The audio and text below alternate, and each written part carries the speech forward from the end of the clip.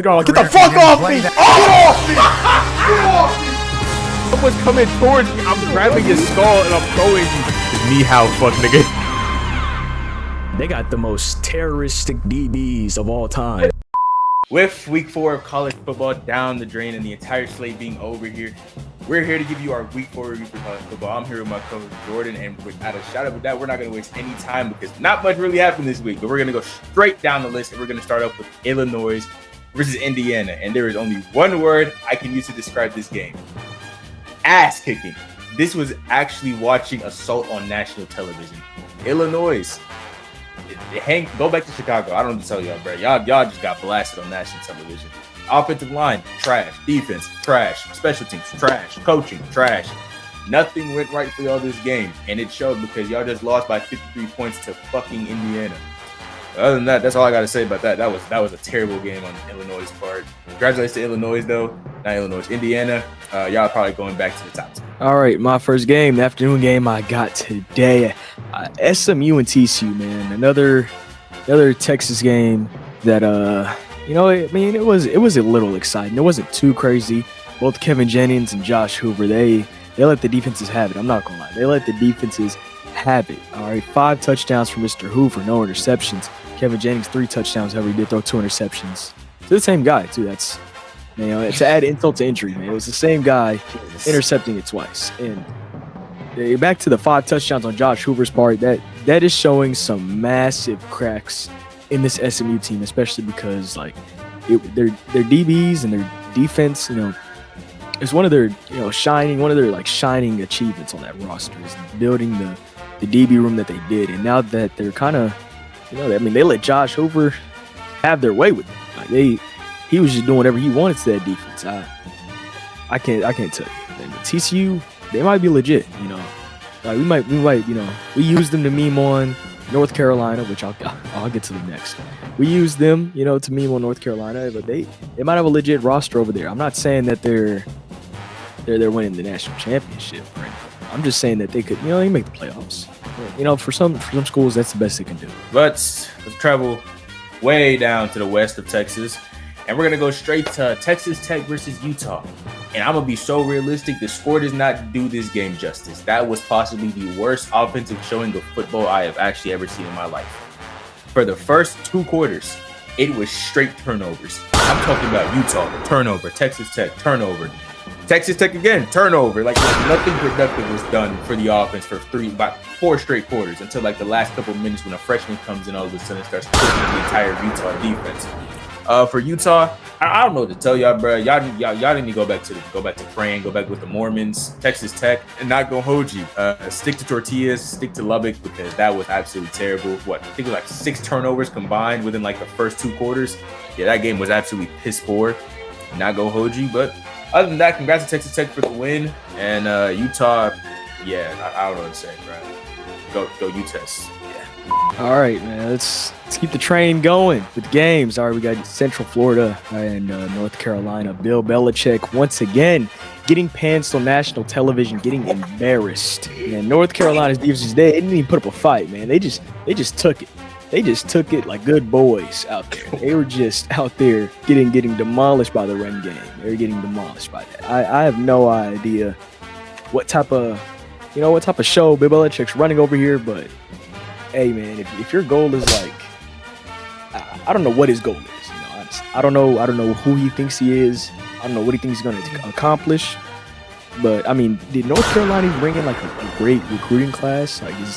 Do they have upside in their future? Is this why they're just getting beat so bad? I don't understand it because I don't know if Bill Belichick thinks he's Coach Prime, bringing in a bunch of guys, but clearly those guys don't believe in his philosophy. So he needs to try something new. I don't know if he has to. He has to give them turns with his girlfriend. Pause. Wow. Whatever it takes, he needs to get those players on board because they don't believe in him. The nation doesn't believe in him, and coming here soon, maybe his girlfriend doesn't believe him. She starts dating guys on campus her age. Jesus Christ. Okay, well that's crazy, but let's stay in Carolina for a second because it's looked like a very bad week for the entire 2 states of Carolina. Clemson what the actual fuck is going on. Dabo, my guy, my man, my dog. Can't even hold you, bruh. I'm going to keep this straight up simple. You got to get with the times, bro. I understand you don't want to use the transfer portal. I understand you don't like NIL. You just got pants by Syracuse, all right? You don't have a choice here. Either you retire or you lock in. There's nothing else to say about this game. Defense, absolutely atrocious. You gotta lock in, bro. Too late for that lock in. I can't. He's better off just letting it go. I mean, not a bad resume. 2, 3 national titles. You know, it's not that bad. But Jesus Christ, you know, you had Deshaun Watson, you had Trevor Lawrence. You know, it's about time to pack it up, man. You know, it's right off to the sunset, man. You know. Yeah. Clemson's DC, you need to be fired, and the rest of the defense also needs to be fired, because how are you going to tell these dudes we need to eliminate Syracuse's running game? In the first 5 drives I watched of this game was Syracuse pantsing y'all with their running backs. Yeah, Clemson, y'all are in trouble. I'm not going to lie to y'all. Not even in trouble. I mean, to be fair, you know, they said they have to. They didn't say they would. Yeah, for Clemson, it's over. It's not looking too bright for y'all. Even if y'all do win the next 10 games, y'all not going to the playoffs. So, shout out to Syracuse for getting the W. Yeah, that's W it. Syracuse. W Syracuse. All right. Speaking of big W's, all right, this was a humongous W. Let's go to the Air Force. From what I heard, is the weakest branch of the Army. Air Force dudes don't take it up with me. I heard it from Army dudes. If you want to take it up with anybody, take it up with some of them. But hey, you know, y'all proved it a little bit right today, cause Dylan Riley, man, he channeled his inner Ashton Jenney. 5 touchdowns on your head, 5 touchdowns on your cranium. He was feeling like Big Ash, not the little one. He was running through y'all, just unleashed hell on y'all, man. I honestly don't know what Air Force is thinking, but you know, I mean, at least you guys got to, you know, be on national television, so it's good for y'all. Boise State, I still believe they have an opportunity to prove themselves as contenders, considering that there are a lot of frauds roaming around these college football areas. It's not too insane to give Boise State a second chance, especially because everybody's losing. Because when everybody loses, you know, did anybody really lose? That's the real question right there. So that's all I got to say about that game. Man, speaking of contenders, let's go down to the glorious state of Memphis, Tennessee.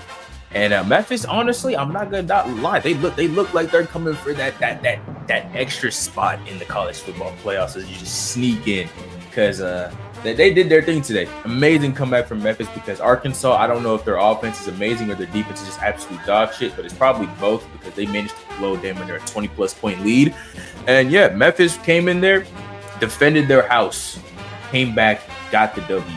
So for me, I'm honestly not gonna lie, my choice is still USF, probably to get that extra spot. But Memphis is in there. Memphis is in there up there with, you know, USF and Boise State for that last G5 spot. I wouldn't be surprised if they're able to punch their ticket in. They're undefeated. They keep doing their thing. Memphis might be making a playoff run, a nice blue Cinderella run. But yeah, that's all I got for that game. Speaking of Group of 5 contenders and Army branches, we're going to the Army this time. Jesus. All right, the Army hosted the University of North Texas, where I reside, and all I got to say is, man, Caleb Hawkins ran through the Army like a crackhead runs through unemployment checks, man. That was insane. All right. 4 or 5 touchdowns, I think, on their heads, just running through them. I think he was closer to 200 yards than not. I'll check again. But, you know, this UNT team, I'm not saying they're national champions, but I am saying they're contenders. You know, they're contenders, Group of 5 contenders. And I really think we should start doing this. We need to hold like a Group of 5 tournament. You know what I'm saying? Group of 5, you know, a Group of 5 tournament, because I don't think we should just you know, one of them might get the spot, maybe. You know, yeah, like that. You know, that's being a little bit unfair, even though we know good and well all of them are getting smacked in the first round. You know, it'll bring another competitive spirit to the college football playoffs. But yeah, 500 yards combined from these 2 schools running the ball. It was an old school running game, and you know, it's the type of game we expect from Army, but UNT decided to just punch them right back in the mouth with the same thing.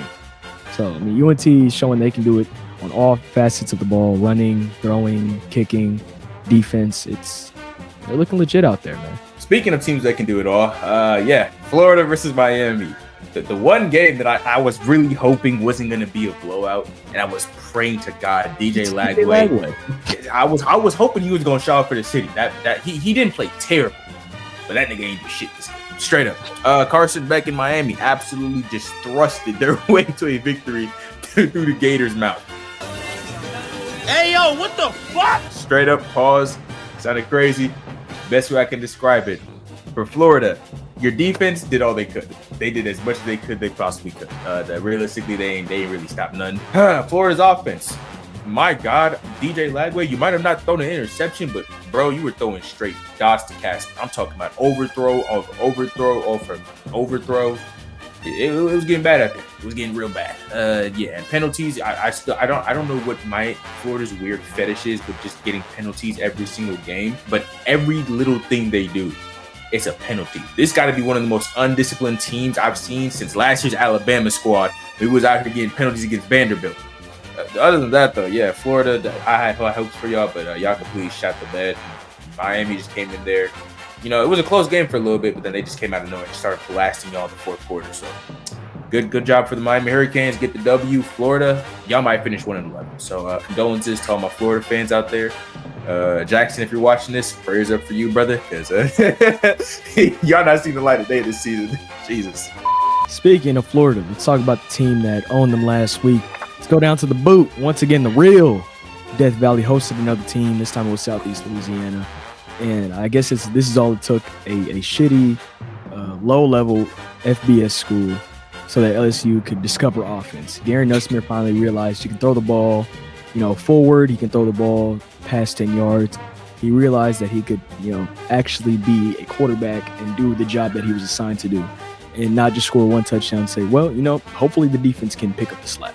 Because that's what he's been doing these past couple of weeks. And, just saying right now, the LSU defense is going to be the reason why, whether they win or lose a national championship. That's going to be the only reason, because the defense is legit. We've seen that.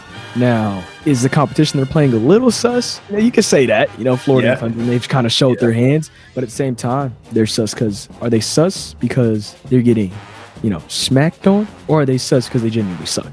It's somewhere in the middle, but it's easy to say that LSU hasn't played anybody. I think the real test is going to be against Ole Miss in that offense, but they haven't let anybody score up 20 points. I don't think they haven't let anybody score 20 points. I barely think they let anybody score 14 points. I'm not too sure about that, but they've been holding teams down. But one thing about LSU is they still have not discovered a run game, so offense is still struggling, especially because Southeast Louisiana was able to hold us to very limited rush yardage. That is not a good sign, because every good team, especially a team who's depending on defense, would need to know how to run the ball. So if they can't run the ball, they don't want it bad enough. They can't. Well, speaking of teams that absolutely have no ability to run the football, Auburn, OU, and I'm gonna straight up say this now, Auburn. Let's get it out of the way. This game started off really, really nice. A great defensive showing between two teams. Jackson Arter, when his entire run option for his entire offense was taken away, the man can make some magic happen with throwing the ball. Same thing for John Mateer. He wasn't really able to get much going with the run game, but as we know, it's John Mateer, so we pretty much decided to assault both teams, assault Auburn via the skies for like the next 3 quarters. But I will say this now, Auburn, y'all's offensive line, absolutely dog shit. I'm talking about, this is possibly the worst offensive line showing I've seen since I watched Zach Wilson on the New York Jets. Y'all couldn't stop an 80-year-old crackhead from assaulting y'all in the streets of Chicago if y'all wanted to. 10 sacks. Oklahoma had 10 sacks on Jackson Arnold. Now, and I will say this, Jackson Arnold. Damn. You don't know how to sit your ass in the pocket, or just every time there will be some times when the pocket would collapse, you would all of a sudden just start trying to make some shit happen that wasn't flying. So OU just came out of nowhere and just grabbed that man and slammed him into the ground. But still, 10 sacks, absolutely atrocious by OU Auburn standards. I can't even sit here and lie to you. That was bad to watch. But then Auburn secondary, dog shit. I don't know what was going on. Y'all were there were some points in games where y'all were doing y'all's thing, and then there's other points in games where there is a person wide open in the middle of the field, and he just flies down to go get a touchdown in the end zone. To be honest with you, bro, there was nothing really to write home about this game. For Oklahoma, y'all's offense really started off slow. It didn't look good for 3 quarters straight until Auburn started to shit the bed. And then for Auburn, y'all let Jackson Darnold get assaulted on national television. So, I mean, hey, I don't know what to tell you. Because of that, it led to a safety, which then officially cost them the game because, they could have at least made a drive down the field, maybe made a miracle happen, but then Jackson Darnold got decimated into the end zone. So that game plan was completely gone. So for Oklahoma, nice, gritty win against Auburn. Jackson Arnold for his homecoming game back to OU. Yeah, it wasn't the best showing possible, but I mean, what can I say when you have fat people that can't block correctly? But I mean, hey, congratulations to Oklahoma. You did your job. All right, I'm going to keep this one short and sweet. Go down to Washington State versus Washington. I just wanted to point out this game because Washington State has now been outscored 118-34 in the past 2 weeks. They've been taking belt. Damn. They've been taking belt. As a matter of fact, they're a 2-2 team. If you add together all the points, they're still losing. That's how much belt they've been taking the past 2 weeks. They took it from North Texas. They took it from Washington. It was tied for a little bit there at 24. It's knotted up at 24 apiece. I was thinking, maybe North Texas is that good, because Washington isn't, they're not pulling away. It's a close game. And then Washington proceeded to pull away very fast, very swiftly. And it got ugly, quick, fast, and in a hurry. So, hey, if you want a free offensive showcase, be sure to schedule Washington State because they will give you the greatest show on turf type of performance for your offense. You get to feel good. You get to play good. Speaking of greatest show on turf and probably the best game out of this entire slate, Michigan versus Nebraska. I personally thought this game was going to be the best game out of all of them off the get-go. And I can't lie to you. Nebraska, y'all are the Houston Texans of college football because holy shit, that offensive line y'all got in Nebraska can block. You would think in the backwood countries of the rednecks in Nebraska, y'all got some big boys, who can stop the pass rush. These motherfuckers can stop shit. I don't know if Nebraska's O-line is terrible or Michigan's pass rush is just that good to where y'all couldn't stop a damn fucking fly from getting to the fruitcake. But either way, Dylan Raiola was getting just slammed around. And even then, he played phenomenal football. Apart from that interception because his tight end or fullback, whoever that was, decided to tip the ball when he has two defenders on him. Dylan Raiola played extremely well. The same thing goes for Michigan.